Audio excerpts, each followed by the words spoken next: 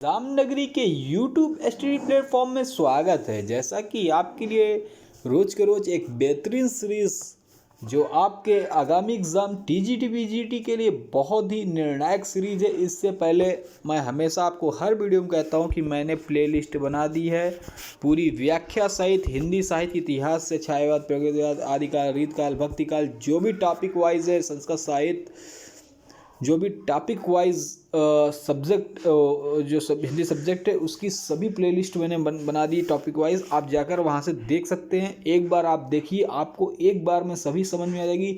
यहाँ तक कि उसमें एकांकी उपन्यास जो वेरी इंपॉर्टेंट है सभी उसके अंतर्गत हमने आपको 1500 plus mock test plus 250 plus Sanskrit साहित्य के मॉक टेस्ट और प्लस प्रीवियस ईयर के मॉडल पेपर 6 मॉडल पेपर कराए।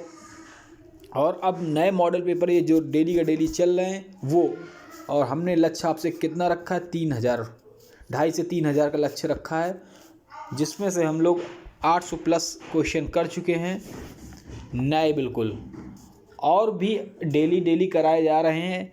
आपके लिए बहुत ही अच्छा है कि आपका एग्ज़ाम जो नवंबर में होना था अभी नहीं हो पाया। आप सब लोग की तैयारी कहीं गड़बड़ ना हो जाए, इसलिए एग्ज़ाम नगरी ने ठाना आपको सिलेक्शन दिलाने के तहत एग्ज़ाम नगरी आपके साथ जुड़ा है। बिल्कुल निःशुल्क क्लासें अपने भाई बहनों को दे रहा है, जिससे हर टॉपिक के क्वेश्चन लेकर आ रहे हैं। ग्रामर, साहित्य, संस्कृत साहित्य, कोई भी ऐसे क्वेश्चन जो हमारे भाइयों बहनों को एग्ज़ाम में बहुत ही अच्छे नंबर दिला सके। मैं यहाँ तक कहता हूँ कि ऐसे ही क्वेश्चन आपको एग्ज़ाम में भी देखने को मिलेंगे। मैंने, अगर आप प्लेलिस्ट में जाएंगे या सर्च करेंगे तो मैंने एक भी ऐसा क्वेश्चन नहीं छोड़ा है जो प्रीवियस एग्ज़ाम में आए हैं या उनसे रिलेटेड या एक्सपेक्टेड क्वेश्चन जो आपको एग्ज़ाम में देखने को मिल सकते हैं। तो हमने सारी की तरीके से अपनी पूरी तैयारी कर ली है। बस आपको एग्ज़ाम होना है, आप एग्ज़ाम में बैठिएगा। अगर आपने मेरा पूरा जितने क्लासें हुई हैं सभी देखी हैं व्याख्या सहित प्लस मॉडल पेपर, तो आपका सिलेक्शन होना पक्का है।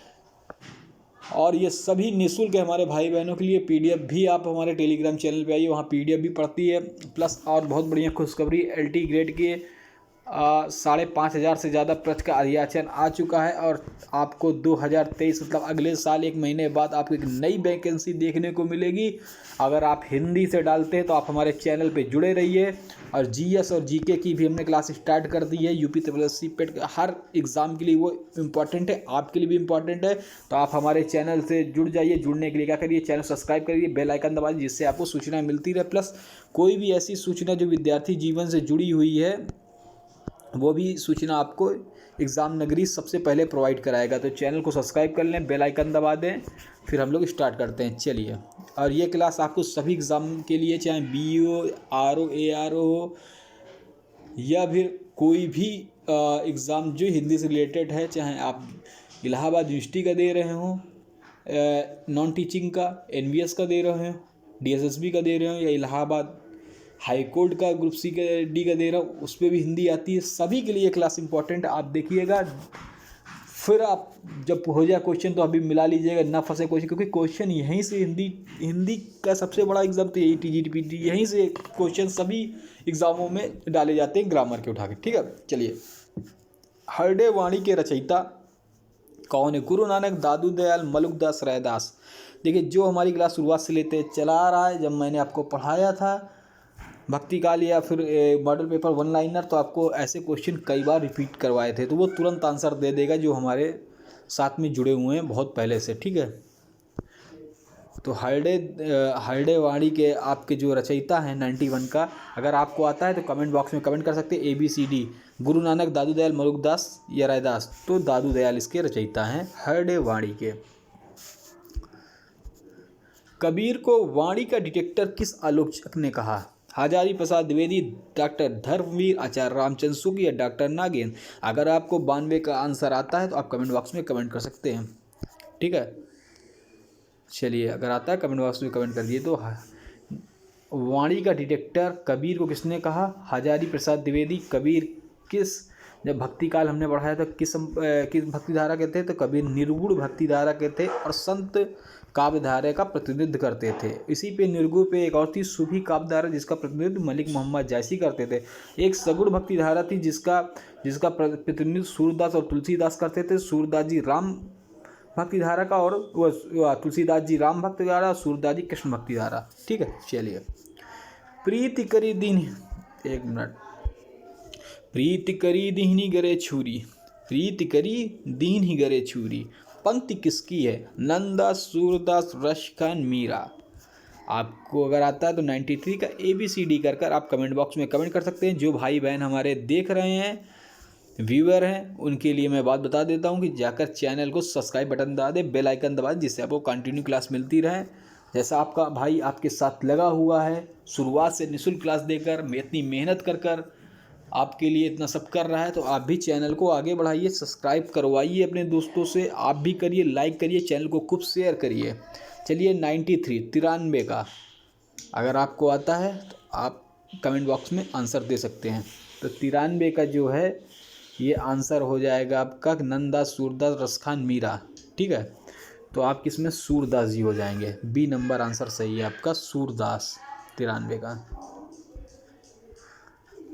राधा वल्लभ संप्रदाय के प्रवर्तक, तो जो मैंने आपको भक्ति काल विद्वत बेहतरीन व्याख्या सहित पढ़ाया था, तो यहाँ पे संप्रदाय पढ़ाए थे, वल्लभाचार्य, निरंजनी संप्रदाय, हर तरीके का पढ़ाया था, दैतावाद, शुद्ध दैतावाद, हर चीज़ पढ़ाया था। उसी पे हमने आपको राधा वल्लभा संप्रदाय के प्रवर्तक भी पढ़ाए थे। तो इसके परिवर्तक है हित हरिवंश।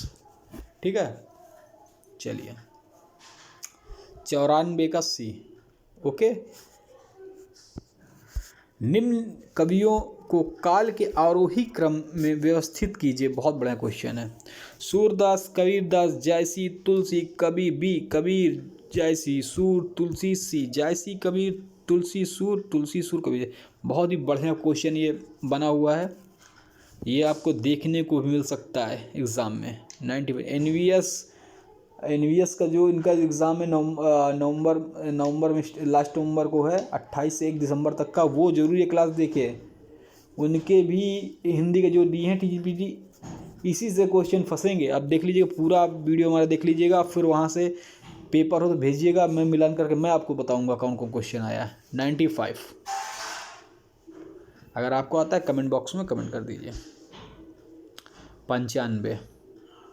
ठीक है, चलिए तो देखिए इसमें क्या लिखा है, कवियों को काल के आरोही क्रम में हमको रखना है। ठीक है, तो पहले हमारे आ जाएंगे कबीर, फिर जायसी, कबीर हमारे संत, जायसी हमारे सूफी, सूरदास हमारे सगुण में भक्ति धारा पे, किसका? कृष्ण काव्य धारा, तुलसी सगुण में, किसका काव्य धारा अभी ऊपर बताया था? राम का। ये कबीर संत का, जायसी सूफी का, ये किसमें? दोनों निर्गुण में। यही आपका काल अवरोही क्रम में व्यवस्थित करना है। ठीक है, निम्नलिखित में से अवधी भाषा में महाकाव्य लिखने वाले कवि चंद्रबरदाई, जायसी, हरि औध, जयशंकर प्रसाद। देखिए महाकाव्य है, वो भी किस भाषा में? अवधी। तो ये क्वेश्चन कम से कम नहीं तो 15 से 20 बार करा चुका हूँ, और कम से कम 30 से 40 बार हर एग्ज़ाम में आ चुका है ये क्वेश्चन, 96 नंबर का। ठीक है, तो आपने देखा होगा अवधी भाषा में लिखा, किसने लिखा है? जायसी जी ने। इनका पूरा नाम मलिक मोहम्मद जायसी। अभी बताया, इन्हें सूफी काव्य धारा का प्रतिनिधित्व करते हैं। इनकी पद्मावत बहुत फेमस काव्य है, महाकाव्य। ठीक है, चलिए कहाँ तक हुए? 96। अब आते हैं 97।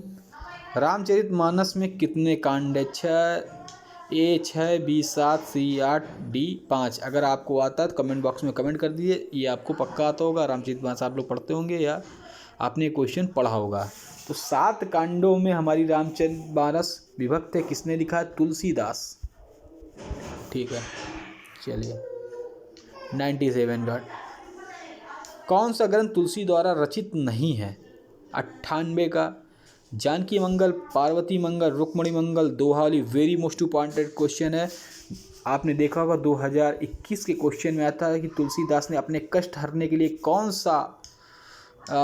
सी ऐसे रचना की थी, कौन सी रचना की थी? तो उसमें था, उसमें कोई विकल्प थे, 4 विकल्प दिए थे, ऐसे ही दिए गए थे। तो राम लल्ला लच्छू ऐसे करके था। ठीक है, चलिए वैसा ही क्वेश्चन ये है। तो ऐसा क्वेश्चन आपको सेम ऐसा देखने को मिल सकता है। बहुत इंपॉर्टेंट क्वेश्चन। मैं हमेशा कहता हूँ जो क्वेश्चन होते हैं उनको मैं आपको जरूर, सभी इंपॉर्टेंट है लेकिन कुछ महा इंपॉर्टेंट होते हैं। ठीक है, तो 98 का हमारा सी राइट है। जिन्होंने नहीं की है वो रुक्मणी मंगल की नहीं की है, जानकी मंगल की रचित है, पार्वती मंगल, दोहावली, ये सभी रचित हैं। ठीक है, चलिए 99 का तुलसी द्वारा रचित महाकाव्य है रामचरितमानस, रामचंद्रिका, भरत मिलाप, पद्मावत। तो देखिए पद्मावत अभी जस्ट मैंने पढ़ाया, ये मलिक मोहम्मद जायसी का है, तो ये नहीं है। ठीक है, अभी जस्ट मैंने ऊपर आपको इसका आंसर भी बता दिया है कि तुलसीदास द्वारा रचित कौन सा है, रामचरितमानस महाकाव्य। ठीक है, प्रेम सागर के रचयिता, प्रेम सागर के रचयिता, इससे पहले जब मैंने आपको प्रगतिवाद प्रयोगवाद पढ़ाया था उसमें मैंने शायद ये पढ़ाया था। ठीक है, प्रेम सागर के रचयिता ईशा अल्लाह खा, लल्लू लाल, सदल मिश्र, सदा सुखलाल। देखिए सदल मिश्रा की एक नासिक उपत्यान बहुत फेमस है। और सदल मिश्रा, लल्लू लाल, ये कहाँ पे थे, ये फोर्ट विलियम कॉलेज में हिंदी विभाग में मुंशी थे। ये क्वेश्चन पूछा जाता किस में, फोर्ट विलियम कॉलेज, कहाँ, कलकत्ता, उसके विभाग में हिंदी विभाग में मुंशी थे ये दोनों। ठीक है, चलिए अब प्रेम सागर के रचयिता पूछा है 100वां नंबर। अगर आपको आता है ABCD में तो आप कमेंट बॉक्स में कमेंट कर सकते हैं। सूर सागर की आप बता देंगे कौन है, आपको पढ़ाया था। प्रेम सागर का मैं आपको बता दे रहा हूँ। ठीक है, सूर सागर का इन्हीं चारों में से कोई है, सूर सागर का। प्रेम सागर का मैं आपको बता दे रहा हूँ। ठीक है, चलिए लल्लू लाल हैं प्रेम सागर के रचयिता। ठीक है, चलिए अब 101 का देखते हैं।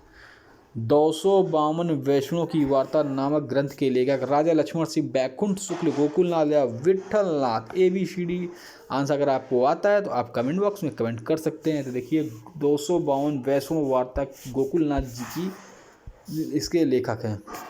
101 के भारतीय युग का समय 1900, 1920, 1920, 1936, 1857, 1919, 43, 1953।